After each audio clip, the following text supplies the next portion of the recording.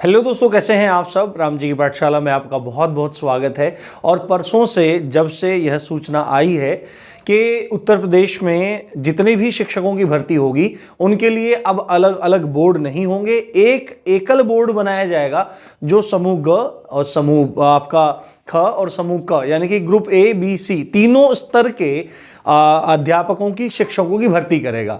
वह जो आयोग होने वाला है उस आयोग में 15 सदस्य होंगे जिनमें एक अध्यक्ष और बाकी मतलब शेष होंगे। तो उसमें बहुत सारे पॉइंट आए, बहुत सारी चीजें आई, पर उसी वो जो पूरा का पूरा नोटिस निकल के आया उसमें एक बात बहुत अलग निकल के आई कि पहले जो शिक्षक भर्ती होती थी उस शिक्षक भर्ती में क्या होता था, गुणांक जो तैयार होते थे पूरे वो आपके कॉम्पिटिटिव एग्जाम यानी कि जो सुपर टेट की परीक्षा होती है उस आधार पर, और जो आपका एकेडमिक बना हुआ था यानी कि 10वीं 12वीं ग्रेजुएशन और आपकी टीचिंग जो आपकी ट्रेनिंग है, टीचर ट्रेनिंग है, वो कोई भी कोर्स हो आपका, उसके मार्क्स जुड़ते थे, उसके हिसाब से गुणांक बन के आपका अंतिम रूप से चयन होता था।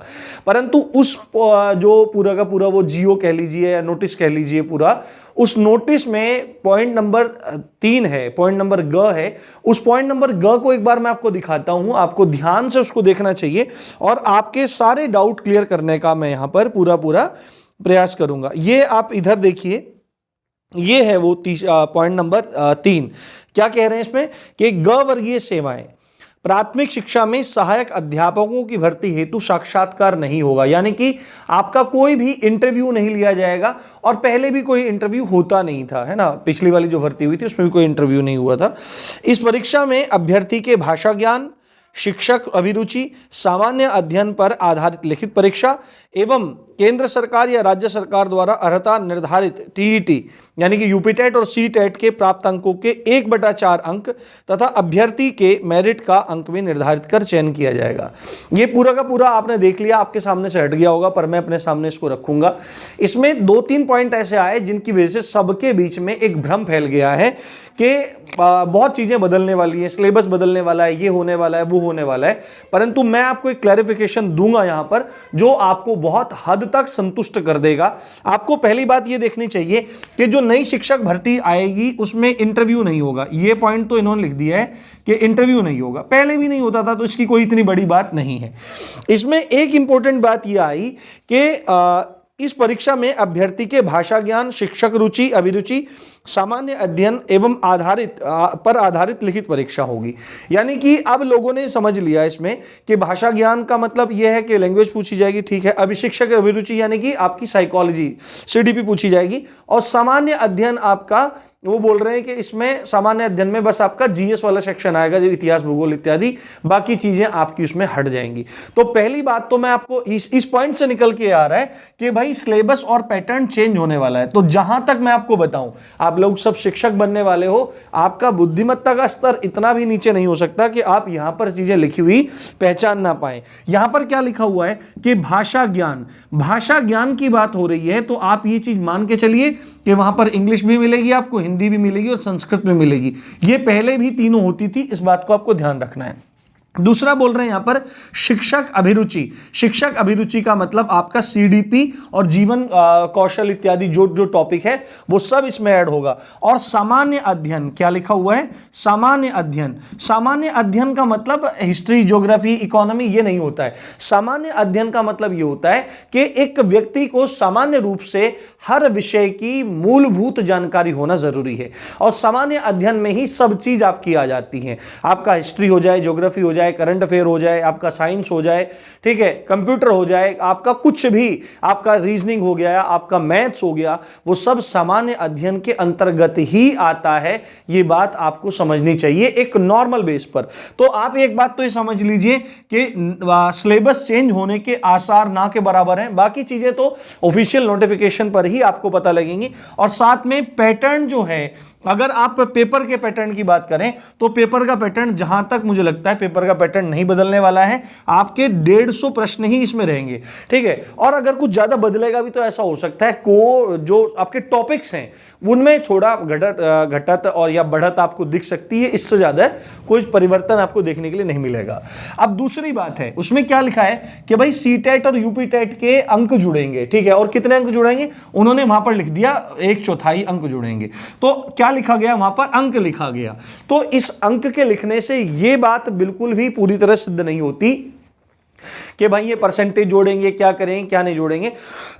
पर 1/4 का मतलब सीधे सीधे अगर आप लो तो 25% की बात हो रही है। और पहले जब आपका सिलेक्शन होता था तो आपके एस्टेट के मार्क्स जुड़ते थे और आपके एकेडमिक के मार्क्स जुड़ते थे, परंतु अब इन्होंने ये बोल दिया है कि भाई आपके एस्टेट के मार्क्स तो जो जुड़ेंगे ही, है ना, नॉर्मली कि भाई आपके एस्टेट के जो मार्क्स होंगे कंपटीशन के वो तो जुड़ेंगे ही, साथ में आपके यूपी टेट और सी टेट के मार्क्स भी जुड़ेंगे। आपके जिसमें भी ज्यादा नंबर हो आप उसको लगा दो, उसमें कोई भी फर्क नहीं पड़ता है। और एक चीज का विशेष ध्यान रखिएगा, ये बात अभी से चली हुई नहीं आ रही है, ये बहुत दिन से बात चली हुई आ रही है कि यूपी टेट या सी टेट के अंक को जोड़ा जाएगा। और एकेडमिक्स को खत्म करने की मांग बच्चे कर रहे थे, परंतु जो लोग ये मान रहे हैं कि इस नोटिस के आधार पर एकेडमिक्स खत्म होने जा रहा है, तो आपको मैं बता दूं इस बात की बिल्कुल भी मतलब क्लियर चीजें यहां पर दिखाई नहीं दे रही हैं। आप इसमें एक नोटिस जो है, इसमें आप एक चीज देखने का प्रयास कीजिए। इसमें लिखा है कि टेट के 1/4 अंक, आगे क्या लिखा है, तथा अभ्यर्थी के मेरिट का भी अंक निर्धारित कर चयन किया जाएगा। अब इस मेरिट का भी अंक निर्धारित कर चयन किया जाएगा, इस मेरिट शब्द का अर्थ बहुत सारे लोग यहां पर सुपर टेट से लगा रहे हैं और बहुत सारे लोग यहां पर एकेडमिक से भी लगा रहे हैं। तो अगर आप इसका वास्तविक अर्थ देखें, मेरिट दरअसल क्या कहा जाता है? मेरिट कहा जाता है जो पेपर जो होता है आपका, लिखित परीक्षा या आपकी जो होती है परीक्षा होती है, उस परीक्षा के आधार पर जो अंक प्राप्त होते हैं उसको मेरिट कहते हैं। परंतु बहुत सारे लोग इस मेरिट को एकेडमिक भी मान रहे हैं। तो जहां तक मुझे उम्मीद है, जहां तक ये भाषा मुझे जहां तक समझ में आ रही है, मेरे को ऐसा लग रहा है कि वहां पर सुपर टेट, एकेडमिक और आपका यूपी टेट, सी टेट, इन तीनों के अंकों को एक साथ जोड़ा जा सकता है। बाकी तो ऑफिशियल नोटिफिकेशन आने पर ही इन चीजों का पता लगेगा। पर एक चीज इसमें इंपॉर्टेंट ये हो गई है कि यदि आपके यूपी टेट या सी टेट में मार्क्स कम है और आपकी क्षमता है कि आप उनको बढ़ा सकते हैं, 100 हैं तो 110 तक ले जा सकते हैं, 120 तक ले जा सकते हैं, तो आपको जरूर लेके जाने चाहिए। और आगामी यूपी टेट या जो भी सी टेट अगर आपने भर रखा है तो उसको गंभीरता से आपको देने की आवश्यकता है। राम जी की पाठशाला ने आप लोगों के लिए यूपी टेट हो, सी टेट हो या आपका सुपर टेट हो, उन सभी के लिए देखो मैं हिंदी पढ़ाता हूं और जीएस पढ़ाता हूं मैं, तो निःशुल्क क्लासेस आप लोगों के लिए चालू कर दी हैं। आप जाकर के प्लेलिस्ट सेक्शन में देख सकते हैं, सुपर टेट का बना हुआ है। उसमें सबसे पहले हम जीएस में आपके पॉलिटी को लेके चल रहे हैं। पॉलिटी में सबसे मतलब वो टॉपिक, पॉलिटी पूरा का पूरा राम कहानी नहीं सुनानी है, बट जो आपके लिए इंपॉर्टेंट है वही टॉपिक्स मैं पॉलिटी में आपको पढ़ा रहा हूं। और उसी तरह हिंदी में अगर आप पढ़ेंगे तो आपको निश्चित बहुत अच्छा लगेगा। आप जाइए एक बार देखिए और पूरा का पूरा सेक्शन आपको समझ में आ जाएगा। निःशुल्क रूप से चीजें चल रही हैं, वो आपको समझना चाहिए और देखना चाहिए। अब जो ये नया शिक्षा आयोग बना है, इस आयोग के मायने क्या है? देखो, नए शिक्षा आयोग को बनाने के मायने ये हैं कि जो शिक्षकों की भर्ती है वो मानदंडों के हिसाब से हो पाए, वो तरीके से हो पाए, एक सुचारू रूप से हो पाए। हालांकि सरकार इतनी भली भी नहीं है और इतनी अच्छी सरकारें नहीं होती, जब चुनाव का मैटर होता है तभी ये चीजें होती हैं। अब अगर चुनाव इस नए आयोग के मायने देखें तो अभी इसके आयोग को बनने में समय लगेगा, फिर यूपी टेट होगा, फिर कभी जाके सुपर टेट होगा। तो हो सकता है कि इस आयोग की वजह से अब और भी ज्यादा डिले हो जाए, परंतु एक अच्छे अभ्यर्थी को चाहिए कि वह अपनी तैयारी को हर समय पुख्ता रखे, अच्छा रखे और बेहतर तरीके से आगे बढ़ाता रहे। पर इतनी बात अच्छी है कि अगर नया आयोग बनेगा तो नई चीजें देखने के लिए जरूर मिलेंगी और हो सकता है कि आपके लिए अच्छा ही हो। ठीक है, तो आप बिना किसी टेंशन के, सब निराशाओं को त्यागते हुए, बिना किसी भ्रम के अपनी तैयारी में लगे रहिए और इस तरह के भ्रम को दिमाग से निकाल दीजिए कि एकेडमिक खत्म होने वाला है या जुड़ने वाला है, ये वो।